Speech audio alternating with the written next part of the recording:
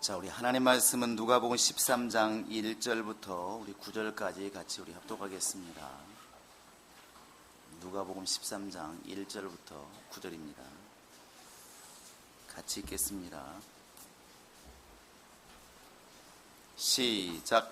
그때 마침 두어 사람이 와서 빌라도가 어떤 갈릴리 사람들의 피를 그들의 제물에 섞은 일로 예수께 하려니 대답하여 이르시되 너희는 이같 갈릴리 사람들이 이같이 받음으로 다른 모든 갈릴리 사람보다 죄가 더 있는 줄 아느냐.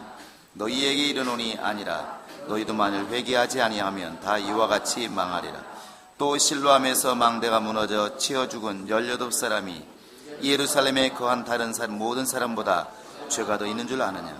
너희에게 이르노니 아니라. 너희도 만일 회개하지 아니하면 다 이와 같이 망하리라. 이에 비유로 말씀하시되 한 사람이 포도원에 무화과나무를 심은 것이 있더니 와서 그 열매를 구하였으나 얻지 못한지라. 포도원지기에게 이르되 내가 3년을 와서 이 무화과나무에서 열매를 구하되 얻지 못하니 찍어버리라. 어찌하여 땅만 버리게 하겠느냐. 대답하여 이르되 주인이여 금년에도 그대로 두소서. 내가 두릅하고 거름을 줄이니 이후에 만일 열매가 열면 좋거니와 그렇지 않으면 찍어버리소서 하였다 하시니라. 아멘. 기도하겠습니다. 하나님 아버지, 이렇게 2016년도 예배함으로 열어주심을 감사합니다. 늘 주 앞에 설 수 있음에 감사하게 도와주시고 예배할 수 있음에 감사하게 도와주시고 영의 세계를 볼 수 있는 눈을 갖게 하신 것을 감사할 수 있도록 역사하여 주시옵소서. 정말 오늘도 주 앞에 나올 때 귀한 예물을 준비해 드린 영혼들이 있습니다. 하나님께 10의 1조를 공개함으로 하나님의 은혜를 정말 감사하고 또 매주일 예배드림을 감사하여 주전금을 드리며 주 앞에 나온 자들을 주님이 기억하시고 또 범사에 감사에 감사한 모든 일을 기억하시고 그들의 영혼에 복을 더하시며 은혜를 더하여 주시옵소서.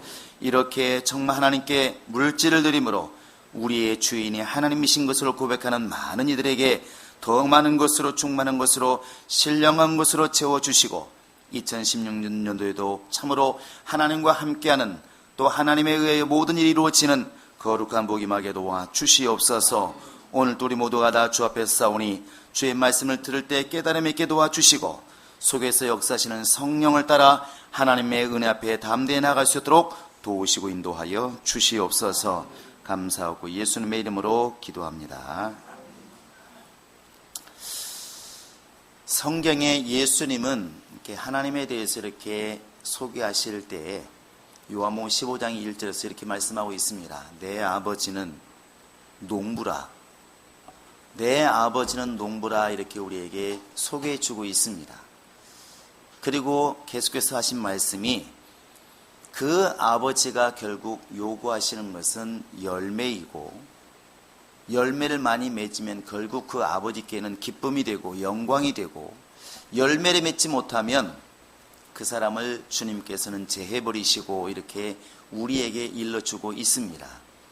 농부는 농사를 지어서 열매를 거두는 자가 바로 그게 농부입니다.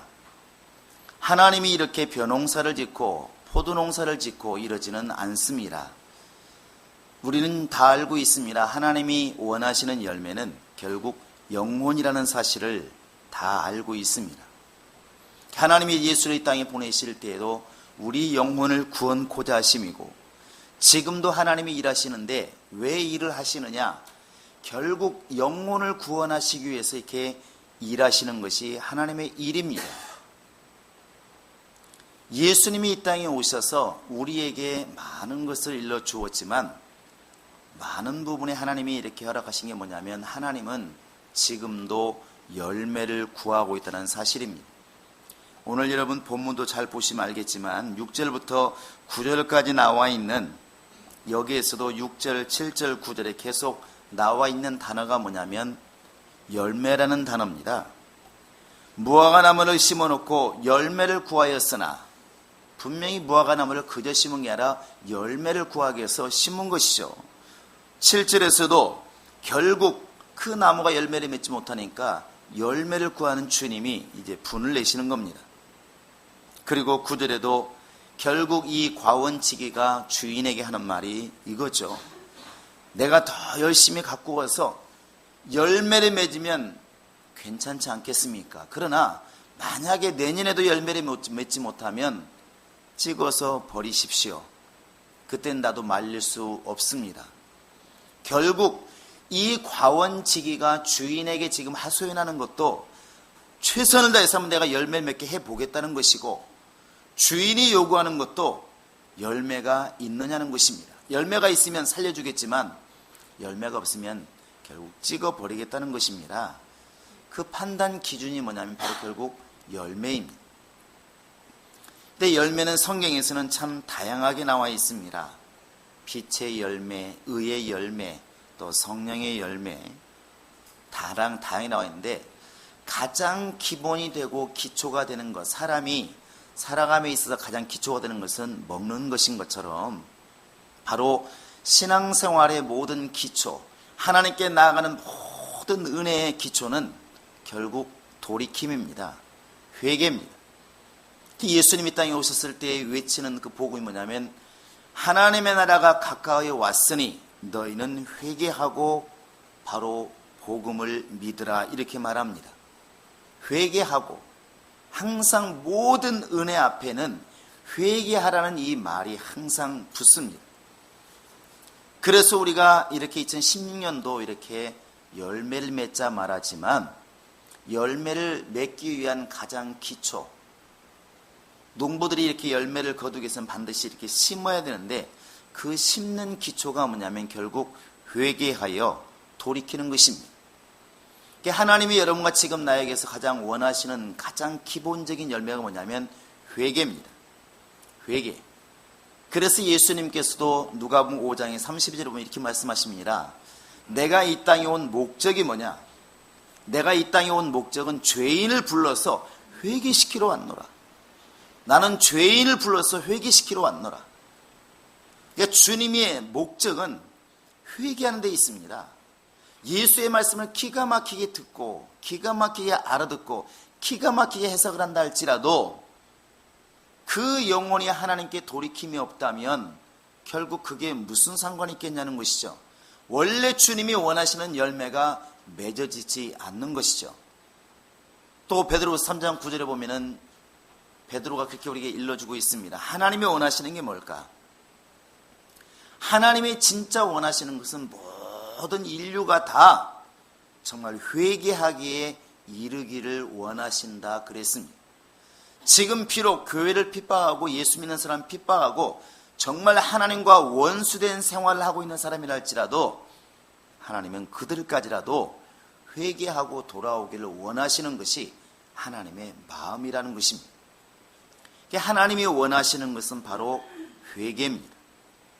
그래서 우리가 하나님께 은혜 받기를 사모한다면, 또 영원한 아버지 나라에 들어가기를 원한다면, 영생하기를 원한다면, 신령하기를 원한다면 가장 먼저 우리가 해야 할 것은 바로 회개입니다. 사람 앞에서 회개 시간을 가져서 회개한다는 그런 차원의 회개가 아니고, 마음 중심에서 하나님을 제대로 알고 예수 그리스도의 얼굴을 구하고 그분 앞에 나를 돌이키는 것, 그것이 진짜 회개입니다. 근데 이 회개가 이제 제대로 이루어지려면 가장 먼저 진단이 필요하겠죠. 근데 이 진단 부분이 많이 오해가 있는 것 같습니다. 많은 사람들이 너도 알고 나도 아는 것들은 다 회개를 합니다. 다 회개를 해요. 그러니까 예수님 당시에 예수님께서 세리집에도 들어가고 또 창기집에도 들어가고 때로는 창녀였던 그런 마리아가 와서 향유를 붓고 예수를 머리털로 밀기도 하고 이렇게 닦기도 하고 합니다. 많은 사람이 얘기를 하죠. 왜 예수님께서 거룩한 선자라 말하면서, 왜 하나님의 아들이라 말하면서 왜 죄인들의 집에 들어가는가? 왜 죄인들과 함께 먹고 마시는가? 죄인과 함께 먹고 마신다는 것은 죄인이란 얘기인데 결국 예수도 죄인이 아닌가? 이렇게 말을 했습니다. 그 당시에 세리나 창기나 이 모든 사람들은 사람들 볼 때 죄인인 걸 다 압니다. 또 그 자신들, 그러니까 세리였던 사람들, 창기였던 사람들도 자기가 죄인인 것을 알아요. 그러니까 예수 앞에 오면 울고 회개하는 거 아니겠습니까?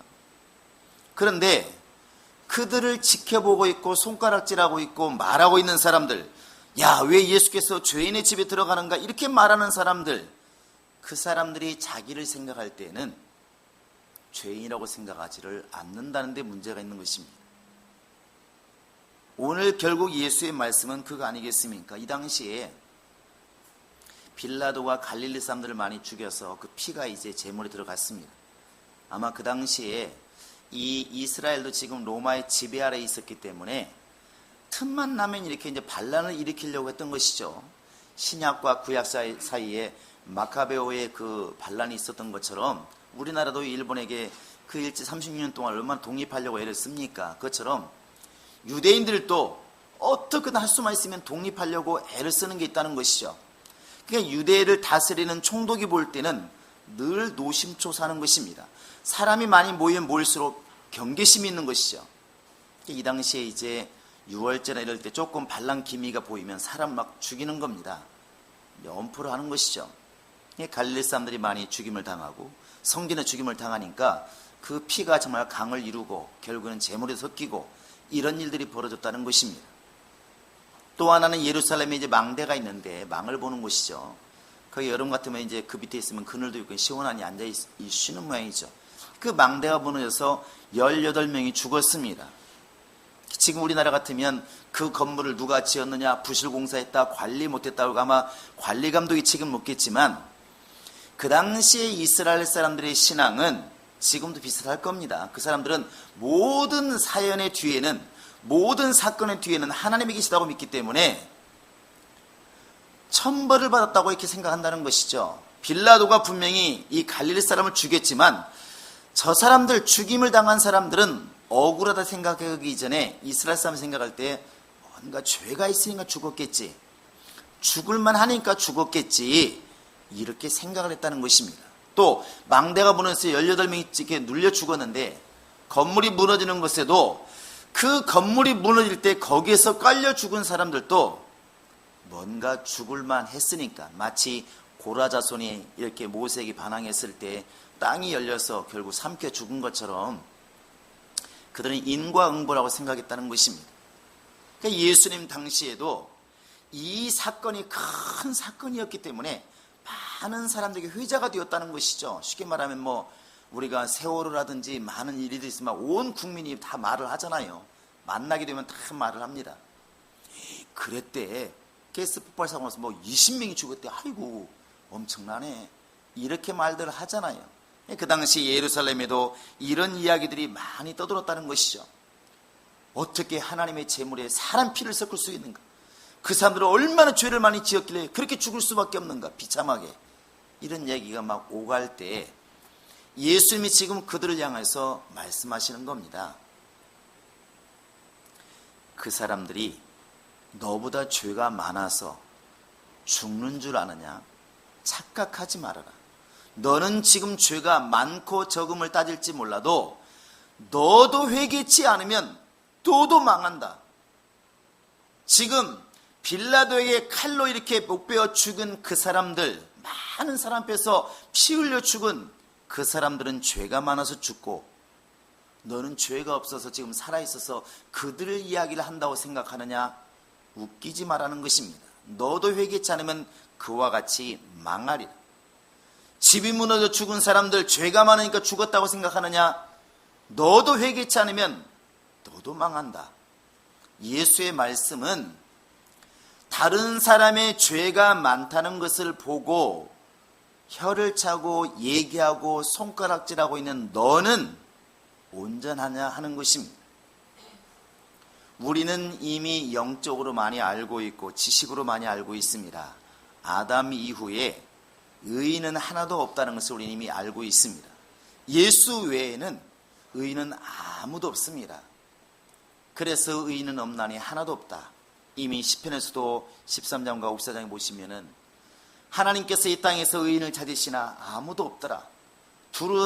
아무리 둘러봐도 의인 하나 없더라. 그게 답입니다.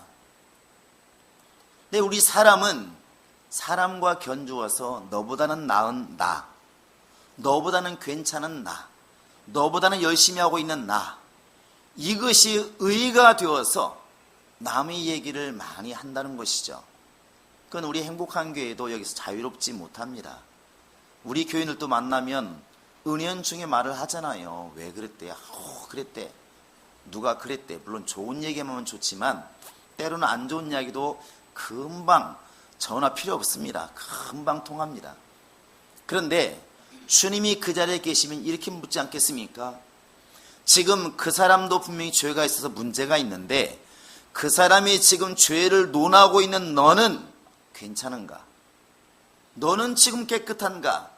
더 나아가서 이렇게 말씀하시겠죠. 너도 회개치 않으면 너도 망한다. 이것이 바로 주님의 말씀입니다. 신기하게도 사람은 남은 잘 보는데 이제 자기는 잘 못 보죠. 그래서 예수님께서 마태복음 7장에서도 남의 눈 속에 있는 티는 보는데 네 눈 속에 있는 들보는 보지 못한다, 이렇게 우리에게 책망하고 있고, 이것을 깨닫도록 우리에게 자꾸 이렇게 우리에게 성령을 통하여 우리를 감동하고 있다는 사실입니다. 진짜 회개는 이 자기 자신을 돌아보는 것이 진짜 회개입니다. 그것도 밖으로 드러난 죄는 너도 알고 나도 압니다. 그건 알아서 회개합니다. 그런데 보이지 않고 깨닫지 않는 죄가 가장 무섭다는 것이죠. 누가복음 15장에 보시면 탕자의 비유가 나옵니다. 당연히 주인공은 탕자가 되겠죠. 그때 사람들이 얘기를 합니다. 두 아들이 있는데 진짜 아버지 마음을 모르는 게 누굴까?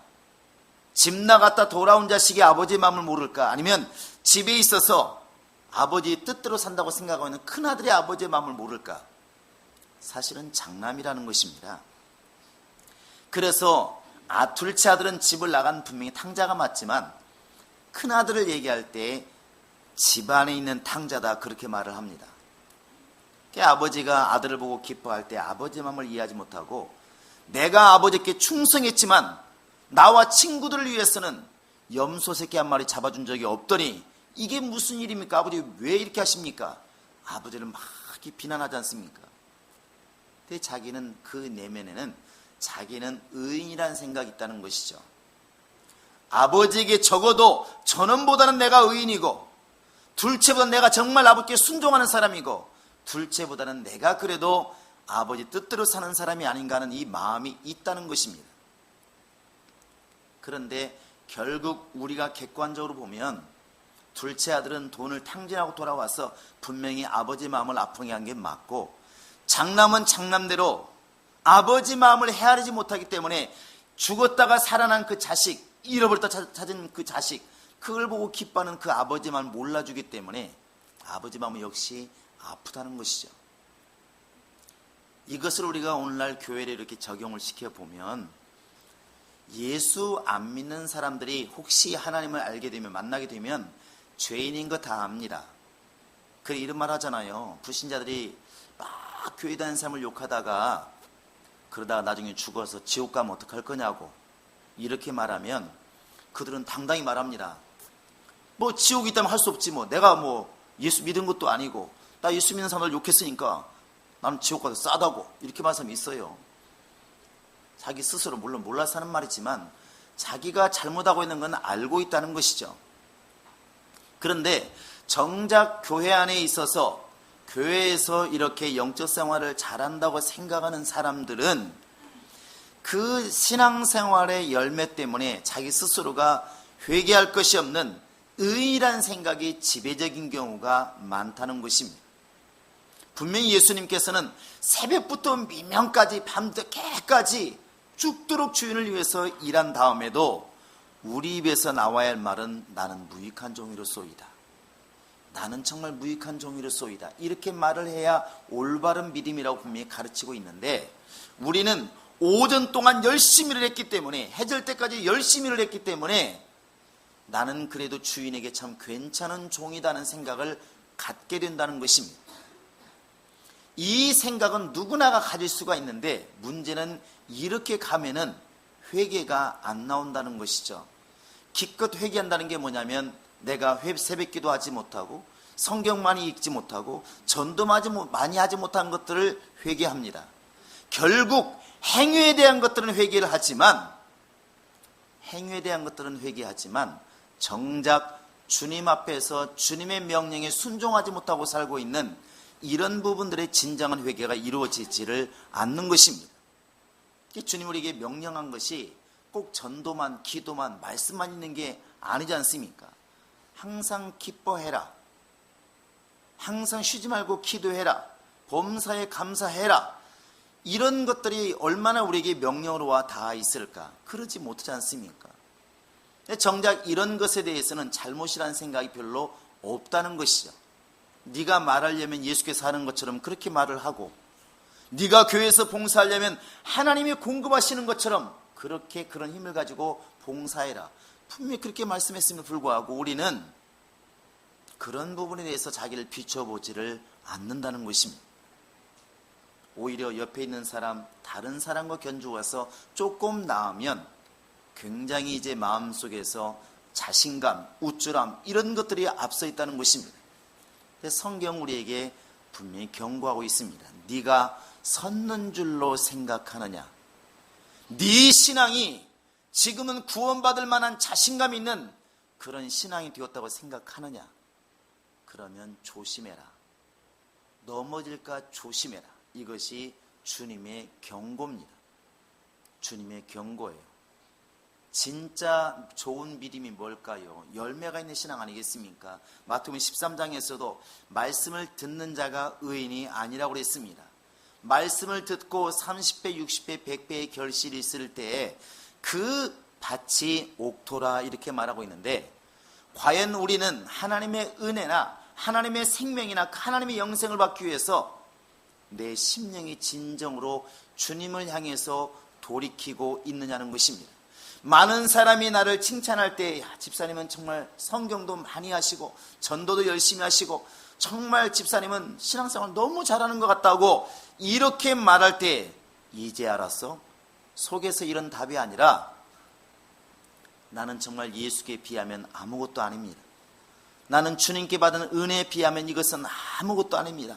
내 모든 시간을 주님께 드린다 할지라도, 내 모든 것을 주께 드린다 할지라도 나는 주님 앞에 아무것도 아닙니다. 이것이 말이 아니라 진짜 우리의 마음이 그렇게 자리 잡을 수만 있다고 한다면 그 사람이야말로 진짜 주님의 열매가 아니겠습니까? 그래서 침례 요한도 외치는 말이 회개하라는 것이었고, 예수님께서도 외치는 복음의 첫 마디가 회개하고 바로 천국을 믿으라는 것이었고, 바로 오늘 말씀에서도 너희도 회개치 않으면 이와 같이 망한다.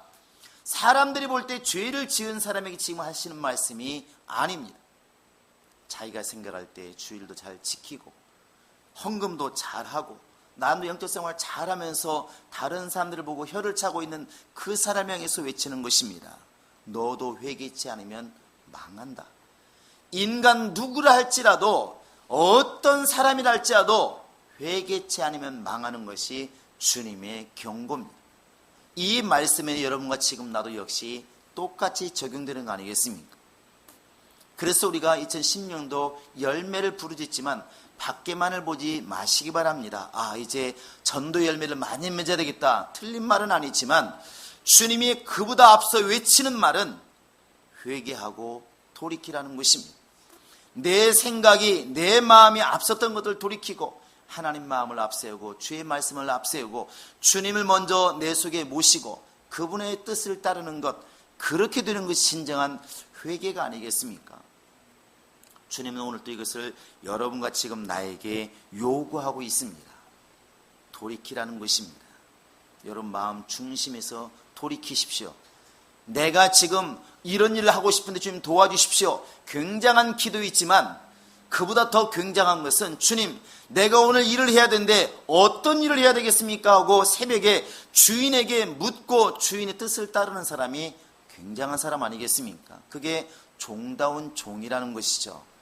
우리가 정말 예수님의 종이라면, 정말 하나님의 사람이라면, 나 이거 하고 싶으니까 나를 들어달라고 외치기 전에 나를 통해서 어떤 일을 하기를 원하십니까? 하고 끊임없이 묻는 것이, 그게 주님의 사람이고 그게 진정한 회개한 사람이라 볼 수가 있을 것입니다.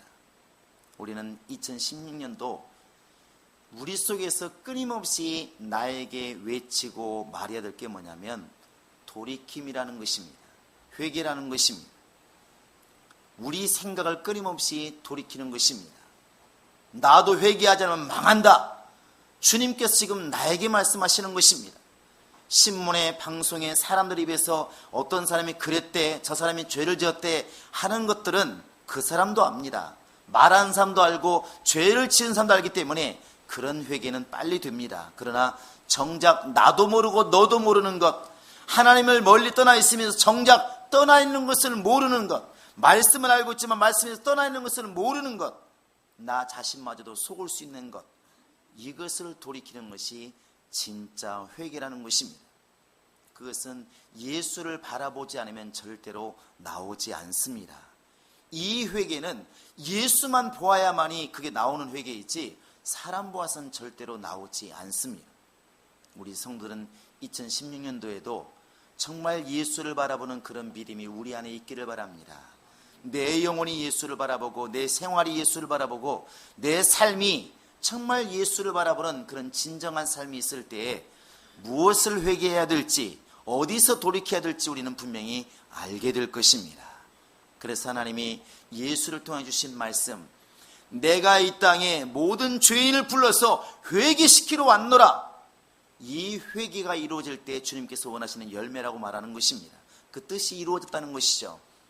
이 말씀이 여러분과 나를 통하여 이루어지기를 주의 이름으로 부탁을 드립니다. 그래서 우리가 은혜 받기를 원하면, 영생에 이르기를 원한다면, 정말 하나님의 사람이 되기를 원한다면 우리의 생각, 우리 영혼부터 주님께로 돌이키는 회개가 있기를 주의 이름으로 부탁을 드립니다. 이 시간 우리 다 같이 기도하시겠습니다. 기도할 때 하나님, 우리는 은연중에 또 무의식 중에 다른 사람들의 죄, 다른 사람의 허물을 많이 말할 때가 있습니다. 분명히 사실을 말하기 때문에 잘못은 아닐지 몰라도 문제는 지금 그렇게 다른 사람의 허물, 다른 사람의 죄를 말하고 있는 나를 향해서 주님이 오늘 또 성령이 말씀하십니다. 너도 회개치 않으면 그 사람처럼 망한다. 너도 회개치 않으면 망한다. 이게 주님의 말씀입니다. 이것을 우리가 주의 명령으로 받았으면 이제는 다른 사람의 죄를 말하기 전에, 다른 사람의 허물을 말하기 전에 나를 돌아봐야 될 줄로 믿습니다. 이 시간 정말 나를 돌아보면서 다시 한번 돌이킵시다.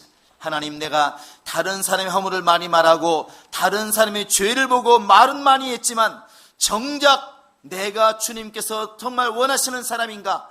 나는 주님과 과연 가까운 사람인가? 나는 정말 주님 뜻대로 사는 사람인가 돌아보게 도와주시고 회개하는 자가 되게 하소서. 주님께로 돌이키는 자가 되게 하소서. 이 시간 나같이 우리 회개하며 기도하시겠습니다. 살아계신 우리 하나님 아버지, 이 시간 함께하여 이제는 우리 구주 예수 그리스도의 은혜와 하나님 아버지의 극진하신 사랑과 성령의 교통하심이 이제 주 앞에 나와 자신을 돌이키며 회개하며 오직 예수만 살기 결정하는 모든 심령들 머리 위에 지금으로부터 영원토록 함께 있을지어다. 아멘.